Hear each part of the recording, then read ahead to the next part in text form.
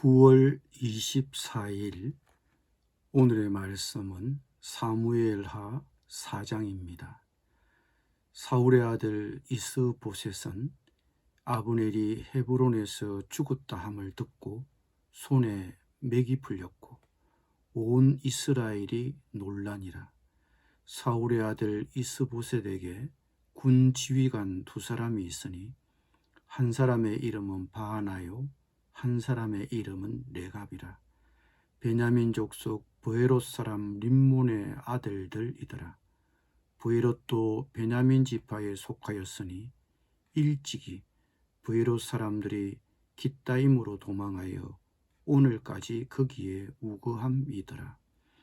사울의 아들 요나단에게 다리 저는 아들 하나가 있었으니 이름은 무비보셋이라. 전에 사울과 요나단이 죽은 소식이 이스라엘에서 올 때에 그의 나이가 5살이었는데 그 유모가 안고 도망할 때 급히 도망하다가 아이가 떨어져 절게 되었더라. 브에롯 사람 림몬의 아들 레갑과 바하나가 길을 떠나 볕이 찔 때 즈음에 이스보셋의 집에 이르니 마침 그가 침상에서 낮잠을 자는지라. 레갑과 그의 형제 바하나가 밀을 가지러 온 채 하고 집 가운데로 들어가서 그의 배를 찌르고 도망하였더라. 그들이 집에 들어가니 이스보셋이 침실에서 침상 위에 누워 있는지라. 그를 쳐 죽이고 목을 베어 그의 머리를 가지고 밤새도록 아라바 길로 가 헤브론에 이르러 다윗 왕에게 이스보셋의 머리를 들이며 아뢰되 왕의 생명을 해하려 하던 원수 사울의 아들 이스보셋의 머리가 여기 있나이다. 여호와께서 오늘 우리 주 대신 왕의 원수를 사울과 그의 자손에게 갚으셨나이다 하니 다윗이 브에롯 사람 림몬의 아들 레갑과 그의 형제 바하나에게 대답하여 그들에게 이르되 내 생명을 여러 환난 가운데서 건지신 여호와께서 살아계심을 두고 맹세하노니 전에 사람이 내게 알리기를 보라 사울이 죽었다 하며 그가 좋은 소식을 전하는 줄로 생각하였어도 내가 그를 잡아 시글락에서 죽였어 그것을 그 소식을 전한 가품으로 삼았거든. 하물며 악인이 의인을 그의 집 침상에서 죽인 것이겠느냐. 그런즉 내가 악인의 피 흘린 죄를 너희에게 갚아서 너희를 이 땅에서 없이 하지 아니하겠느냐 하고 청년들에게 명령하며 곧 그들을 죽이고 수족을 베어 헤브론 목가에 매달고 이스보셋의 머리를 가져다가 헤브론에서 아브넬의 무덤에 매장하였더라. 아멘.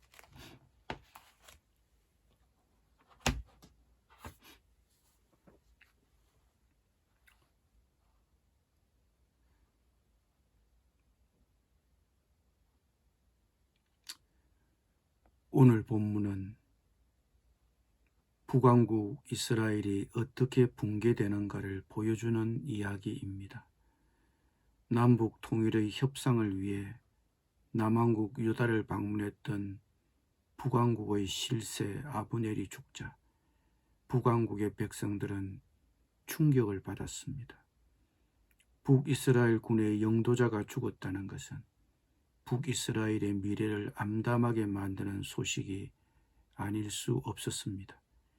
그러나 나라가 어지러우면 나라를 지키려는 애국자보다 그 기회를 이용하려는 배신자들이 또한 있기 마련입니다.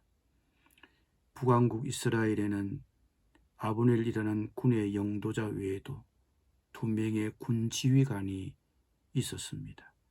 바하나, 레갑. 이 2명의 군 지휘관은 나라가 어지러워진 시기에 자신의 야망을 이룰 생각을 합니다. 자기 나라의 왕을 죽여 남유다를 위해 공을 세울 생각을 하는 것입니다.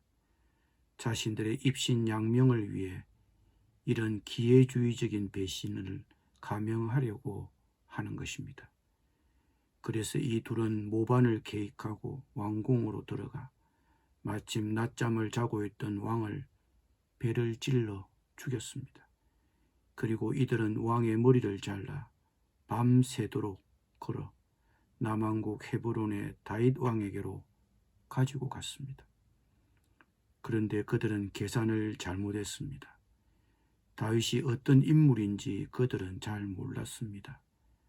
이미 권력에 굶주린 다윗이라면 이들이 가져온 북왕국 왕의 잘려진 머리를 보고 칭찬하고 상을 내렸을 것입니다.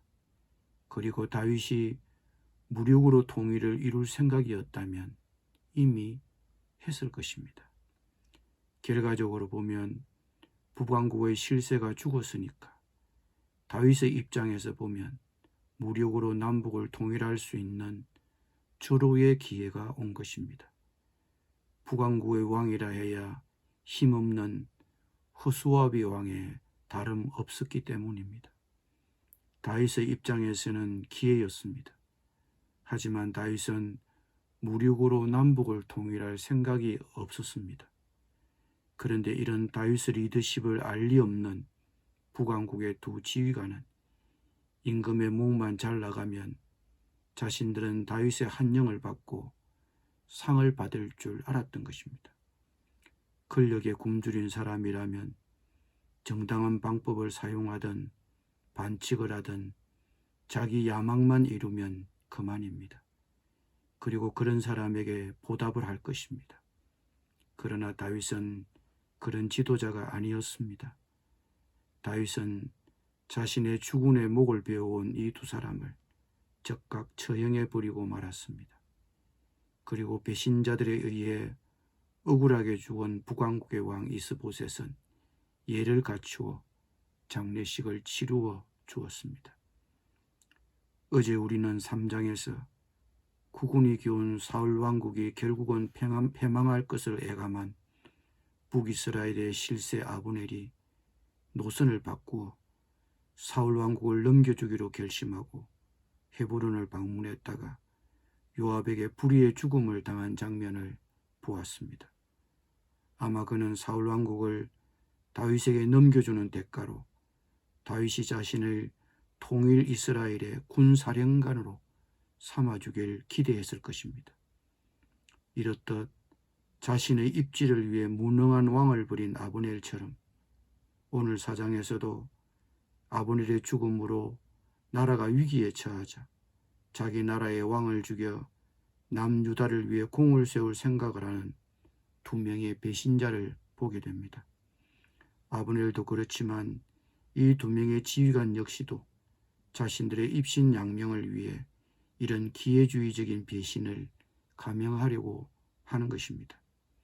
이렇듯 이기적인 동기로 움직이는 이들과 달리 다윗은 신앙적인 확신 위에서 움직입니다. 아브넬이나 사울의 두 지휘관처럼 그 시기에 가장 최선으로 보이는 아니면 가장 유리한 기회를 잡으려는 기회주의적인 그들의 처신과 달리 다윗은 하나님의 말씀과 계획에 자신을 맞추었습니다. 다윗은 암살당한 북왕국 이스라엘의 왕 이스보셋을 의인이라고 칭했습니다. 이스보셋은 사울의 아들로서 마땅히 왕위를 이은 것입니다. 물론 그도 이스보셋이 이스라엘을 다스릴 만한 지도자가 아니었음을 알았을 것입니다. 그러나 그는 이스보셋을 죽일 마음이 없었습니다. 때가 되면 자신에게 나라를 약속한 하나님이 약속을 지키실 것을 믿었습니다. 우리는 어떻습니까? 나의 기지와 나의 의지에 따라 살아갑니까? 그때 그 시기에 가장 유리해 보이는 일을 합니까? 아니면 하나님의 말씀과 계획에 자신을 맞춥니까? 이기적인 동기로 움직이지 말고 신앙적인 확신 위에서 행동해야 할 것입니다. 기도드립니다. 주님, 이기적인 동기로 움직이지 않고 신앙적인 확신 위에서 행동하기를 원합니다. 하나님의 말씀과 계획에 자신을 맞추게 하여 주옵소서. 아무리 유리하게 보이고 성과를 낼 만한 일로 보여도 그것이 하나님의 말씀에 위배된다면 가감히 거절할 용기를 주옵소서. 예수님의 이름으로 기도드립니다. 아멘.